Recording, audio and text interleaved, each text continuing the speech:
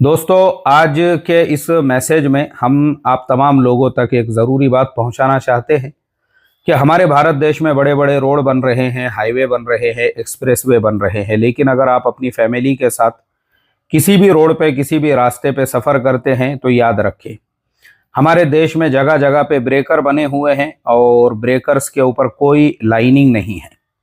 ऐसा ये किसी एक शहर का मामला नहीं है, पूरे देश में आपको यही सिस्टम मिलेगा, क्योंकि हमारे देश में एक्सप्रेसवे तो बन रहे हैं, बड़े बड़े हाईवे तो बन रहे हैं, लेकिन जो लाइनिंग और मार्किंग होना चाहिए और बोर्ड लगे हुए होना चाहिए, अब यहाँ पे ब्रेकर है, इसका कोई बोर्ड नहीं है। ये नासिक हाईवे है। ये नौजवान अपनी बाइक को लेकर जा रहा है स्पीड में, लेकिन ब्रेकर देखकर ये रुक जाता है। मगर इसके पीछे जो आने वाला एर्टिगा का ड्राइवर है, उसको पता ही नहीं है, उसको वो ब्रेकर नजर ही नहीं आया, उसको तो सिर्फ बाइक रुकते हुए नजर आई और उसने बाइक वाले को उड़ा दिया। आप मुझे बताओ, इस एक्सीडेंट्स के लिए कौन जिम्मेदार है? एर्टिगा का ड्राइवर बिल्कुल जिम्मेदार नहीं है, बल्कि इसके लिए जो जिम्मेदार है वो ब्रेकर्स है, जिसके ऊपर मार्किंग और लाइनिंग नहीं की गई है। ये एक रोड का मसला नहीं है। अभी ये जो रोड है, इसको मैंने खुद अपने मोबाइल के कैमरे से शूट किया हूं। रात का टाइम है, मैं सिटी के एक रोड से गुजर रहा हूं, लेकिन अगर आप ध्यान दोगे, इस रोड के ऊपर भी आपको बराबर से मार्किंग नहीं मिलेगी। ये मार्किंग पूरी तरह से मिट चुकी है, पूरी तरह से खत्म हो चुकी है, लेकिन रोड का जो टैक्स है वो बराबर से आप अदा कर रहे हो। आप जो है प्रॉपरली टोल टैक्स भी दे रहे हो, फिर रोड की क्वालिटी क्यों मेंटेन नहीं हो रही है? अब देखो, यहाँ पे एक ब्रेकर आया, ये जो सामने वाली कार वाला है ना, अब देखिए इस कार वाले ने, ये देखो, ये ब्रेक जो उसने दबाया, वो बेचारा एकदम स्पीड में आगे गया और उछल के उसकी गाड़ी जो है उसको ब्रेकर, इसीलिए देखो ये ब्रेकर आया। ये ब्रेकर हिमालय पहाड़ की तरह से बना हुआ है। मतलब जिसकी गाड़ी का ग्राउंड क्लियरेंस अगर सही से नहीं होगा, उसकी गाड़ी जमीन को टच हो जाएगी। हमारे माननीय परिवहन मंत्री जी नितिन गडकरी साहब की स्पीचेस मैं सुनते रहता हूं। उन्होंने बताया कि मुंबई से बेंगलुरु तक, बेंगलुरु से चेन्नई तक, और इसी तरह से दिल्ली से मुंबई तक और दिल्ली से देहरादून, पूरे देश में जो है जाल फैल रहा है एक्सप्रेसवे का। लेकिन मैं नितिन गडकरी साहब तक ये मैसेज भी पहुंचाना चाहता हूं कि सर, आप बहुत अच्छा काम कर रहे हो देश के डेवलपमेंट का, लेकिन साथ साथ इस बात के ऊपर भी ध्यान देना जरूरी है कि हमारे हाईवेज के ऊपर, हमारे रोड्स के ऊपर प्रॉपरली मार्किंग हो शहर के अंदर। अब आप देखिए, देखो ये एक और ब्रेकर आया, इसके ऊपर भी कोई मार्किंग नहीं थी। रोडों के ऊपर बराबर से लाइटिंग नहीं है, बहुत सारी जगह पे अंधेरा है, वो भी शहर के बीचों बीच के रोडों के ऊपर। जब शहर के बीचों बीच के रोडों का ये हाल है, तो गांव खेड़े के रोडों का हमारे यहाँ पे क्या हाल होगा? क्यों एक्सीडेंट्स नहीं होंगे? क्यों हमारे यहाँ पे 1,52,000 लोग हर साल एक्सीडेंट से क्यों नहीं मारे जाएंगे? क्यों 5 लाख से ज्यादा लोग हर साल हमारे यहाँ पे एक्सीडेंट से इंजर्ड होते हैं? अब देखिए, ये एक दूसरे देश का रोड है, ये भी मैंने अपने वीडियो से शूट किया हूं। ये एक गरीब देश है, ये चाइना नहीं है, ये अमेरिका यूरोप नहीं है, लेकिन उसके बावजूद आप देखना, इस देश में, जैसे नितिन गडकरी साहब ने कहा कि कुछ सालों में हम चाइना को पीछे छोड़ देंगे, हम बिल्कुल चाइना को पीछे छोड़ देंगे। लेकिन अगर हमारे रोडों रास्तों पे इस तरह से मार्किंग नहीं होंगी, अब देखिए ये जो है ना, ये पुणे मुंबई के जैसा बड़ा सिटी नहीं है। इस शहर को हमारे इंडियन लैंग्वेज में हम एक तालुका कह सकते हैं, एक तहसील। ये एक तहसील है, और आप इस तहसील को देखिए, इसकी आबादी मुश्किल से 10 से 15 हजार के अंदर है। उसके बावजूद आप अगर इस तहसील को देखोगे, इस छोटे से गांव को, हमारे इंडियन लैंग्वेज में एक कस्बा, उसको देखेंगे, देखो यहाँ पे प्रॉपर मार्किंग है। लोग देखो यहाँ के कैसे है, जहां पे मार्किंग है, लोगों की पार्किंग भी उसके अंदर की हुई है। अभी आप आगे भी देखिए, देखो यहाँ रोड पे कितना उजाला है, और ये दोनों वीडियो मैंने एक ही मोबाइल से शूट किया हूं। आप देखो यहाँ के प्रॉपरली लोग जो है ना, उनकी लाइफ में डिसिप्लिन भी आप देखिए, और रोडों की मार्किंग भी देखिए। देखो आप, छोटे से गांव का, तहसील का ये रोड, और गाड़ियां जो पार्क की हुई है, जो कोने की लाइनिंग है, देखिए आप, देखते जाइए आप, ये पार्किंग देखिए।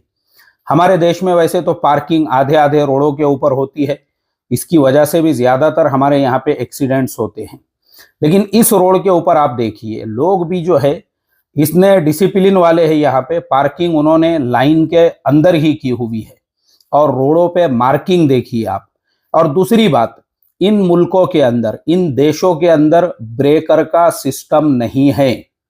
सबसे मुद्दे वाली बात मैं आपको बता रहा हूं, यहाँ पे ब्रेकर ही नहीं है। जैसा ब्रेकर हमारे यहाँ होता है हिमालय पहाड़ की तरह से, वैसे ब्रेकर ये पूरे देश में कभी कहीं पे कोई समझो मान लो ब्रेकर आ भी जाता है ना, उससे पहले बोर्ड आता है, उसके बाद में प्रॉपरली वहां पे लाइनिंग होती है। मतलब आप 100 मीटर दूरी से भी उस ब्रेकर को ट्रैक कर सकते हो कि मेरे आगे 100-200 मीटर पे ब्रेकर आ रहा है। देखो ये छोटे से देहात को भी यहाँ की गवर्नमेंट ने और यहाँ का जो भी नगर परिषद होगा, किस तरीके से उन लोगों ने इसको सजाया है, कितना खूबसूरत बनाया है, कितनी साफ सफाई है यहाँ पर। अब उसके बाद देखिए, अब ये एक और रोड के ऊपर हम आते हैं। यहाँ पे भी अगर आप देखेंगे, ये एक और देश है। अब इस देश के भी आप रोड को देखिए, यहाँ पर भी अगर आप थोड़ा सा ऑब्जर्व करेंगे, ये सिटी का रोड है, लेकिन उसके बावजूद आपको यहाँ पे प्रॉपर लाइनिंग मिलेगी। लोग प्रॉपर लाइनिंग के अंदर गाड़ी चलाते हुए आपको नजर आएंगे।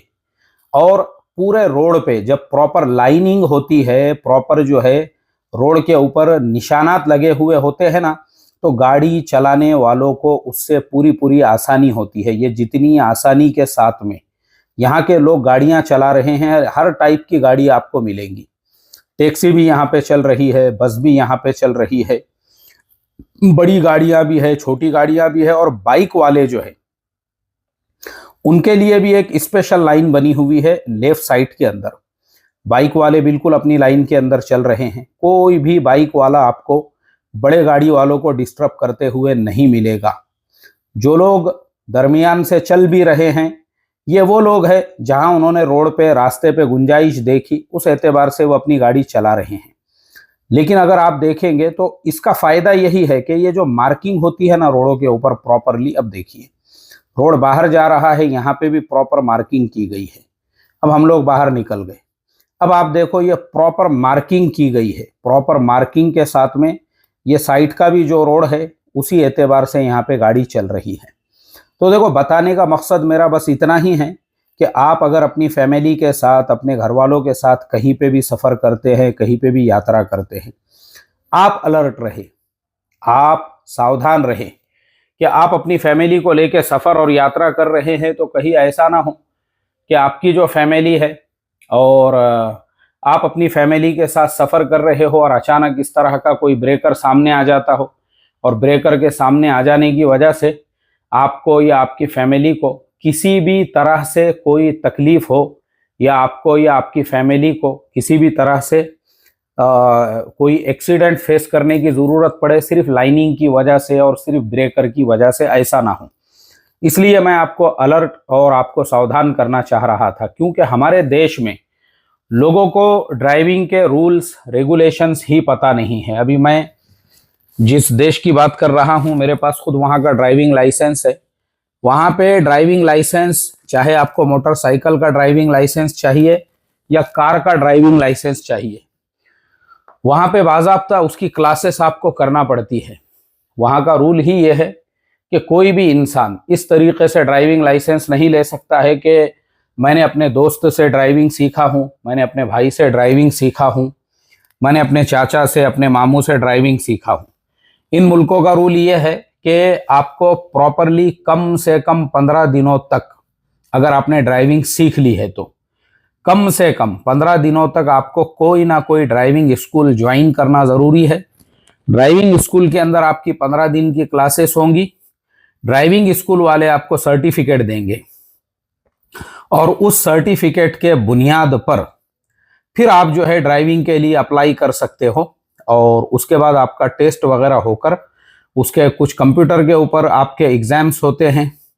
कंप्यूटर पे जो आपके इम्तिहानात होते हैं, एग्ज़ाम्स होते हैं, वो पास करने के बाद में ही फिर आपको प्रैक्टिकल जो है कार आपको मैदान के अंदर जो है जहाँ पे ड्राइविंग का टेस्ट होता है वहाँ पे आपका टेस्ट लिया जाता है और उसके बाद आपको ड्राइविंग लाइसेंस इशू किया जाता है।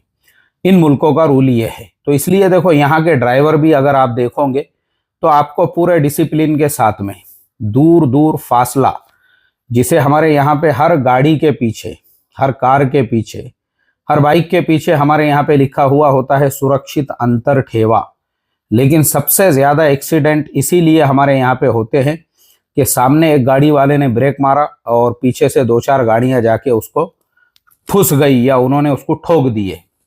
यहाँ पे आपको ऐसा नहीं मिलेगा। यहाँ पे जो सुरक्षित अंतर ठेवा है ना, उसके ऊपर प्रॉपरली ये लोग अमल करते हैं। देखो डिस्टेंस कितना इन्होंने 2 गाड़ियों के बीच में रखा है, इसीलिए यहाँ पे ऐसे एक्सीडेंट्स नहीं होते हैं।